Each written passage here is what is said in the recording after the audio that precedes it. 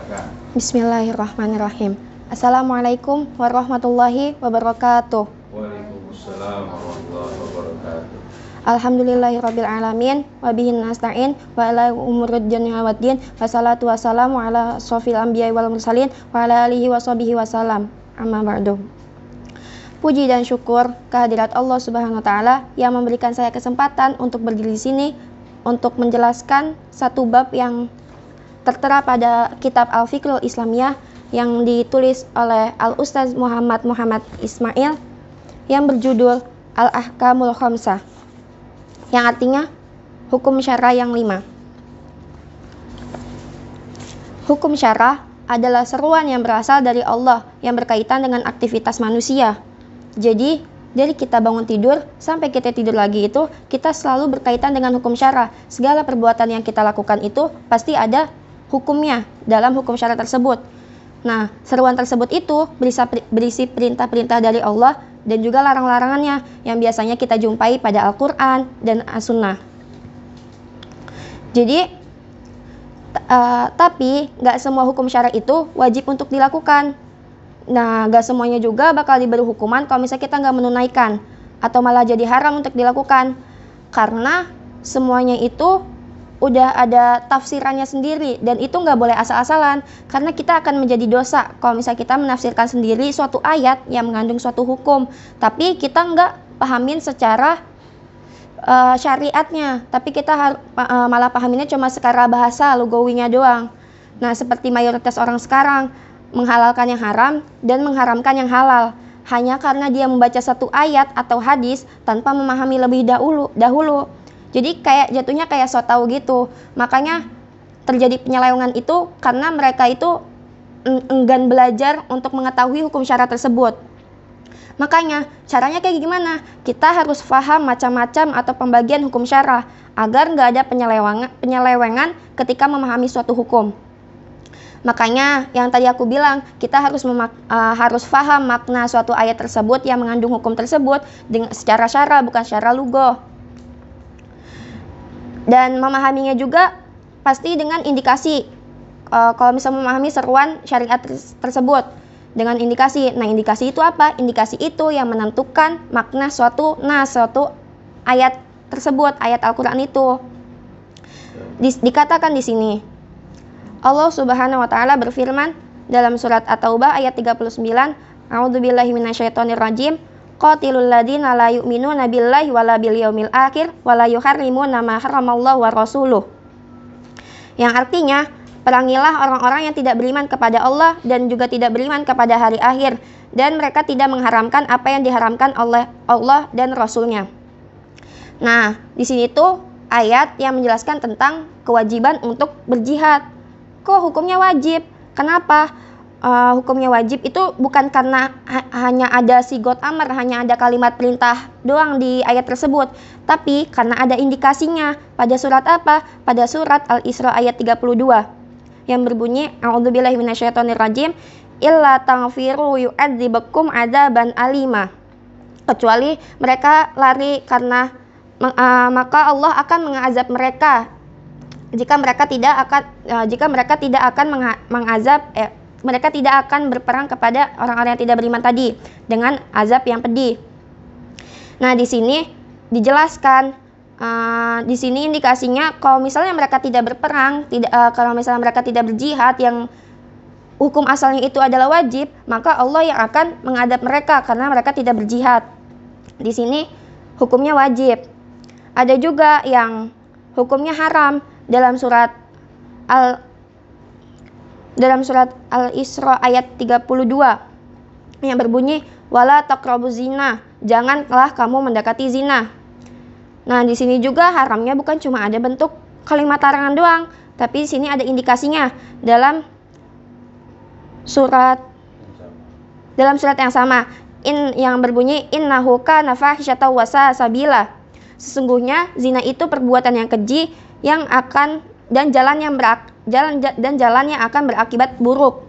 Dan dalam surat lain juga ada indikasinya dalam surat An-Nur ayat 2 yang berbunyi azaniyatu wazani fajlidu kulla wahidin minhuma mi'ata jaldah.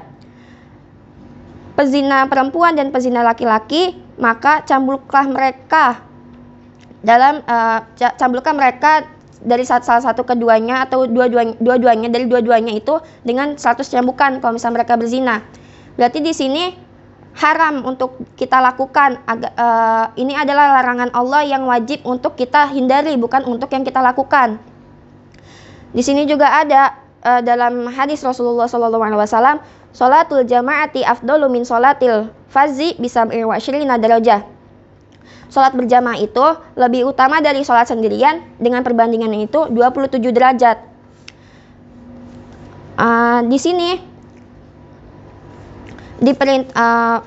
diperintahkan untuk sholat berjamaahnya itu bukan datang karena ada kalimat perintahnya itu, tapi di sini bukan dihukumi wajib, tapi di sini mandub. Kenapa? Karena korinahnya itu adalah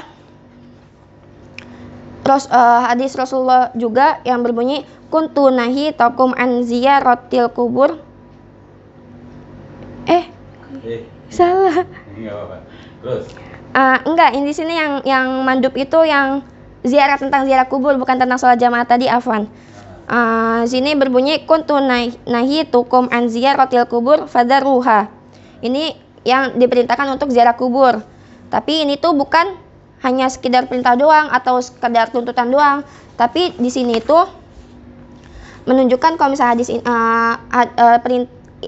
isi dari hadis ini itu adalah sunnah, bukan wajib, karena Rasul hanya diam. Korinahnya di sini itu Rasul hanya diam di sini untuk orang yang tidak ziarah, tapi Rasul juga tidak melarang orang yang berziarah.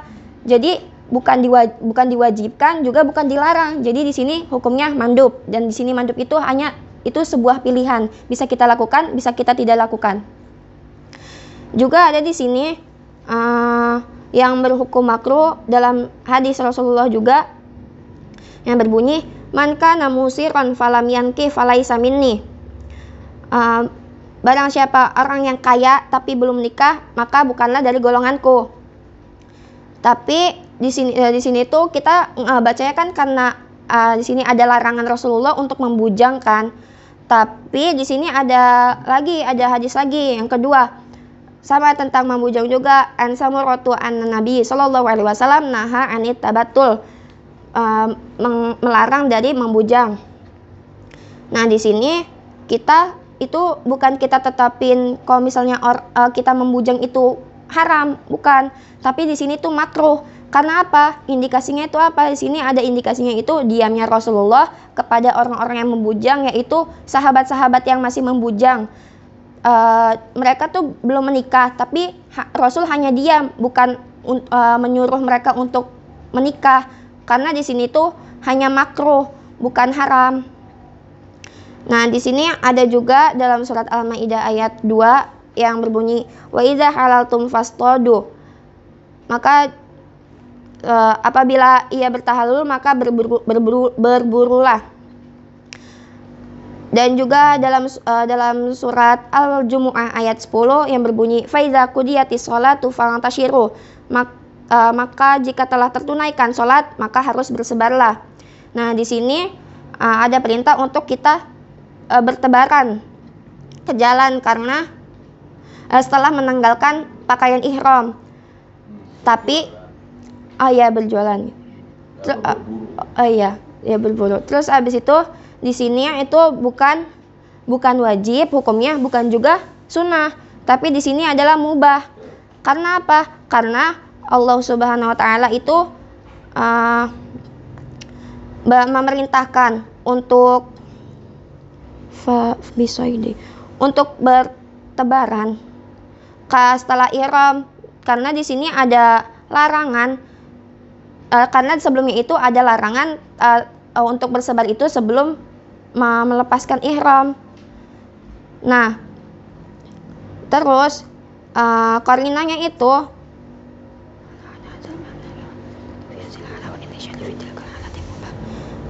yang tadi yang kata sebelumnya itu nggak ada perintah, tapi sekarang ada perintah, jadi hukumnya mubah. Iya, dia itu pilihan. lalu di sini dikatakan, maka dari itu yang tadi aku bilang, kita harus mengetahui macam-macam hukum syarat yang dari Al-Quran itu. Tapi juga kita harus mengikatkan hukum syarat tersebut dengan indikasi kalau misalnya belum jelas, karena di indikasi itu ada makna yang menentukan makna nas tersebut. Nah di sini juga berarti udah jelas doang hukum syarat cuma ada 5, yaitu wajib, haram, makruh, sunnah, dan mubah. Dan di sini tuh wajib itu adalah sebuah tuntutan perbuatan yang tegas untuk kita lakukan. Sedangkan kalau haram itu tuntutannya juga tegas untuk dilakukan, tapi untuk kita tuntutan perbuatan untuk kita tinggalkan. Kebalikannya wajib, tapi sama-sama tegas tuntutannya. Sedangkan makruh itu tuntutannya tidak tegas. Jadi makruh dan mubah itu tuntutannya tidak tegas. Jadi bisa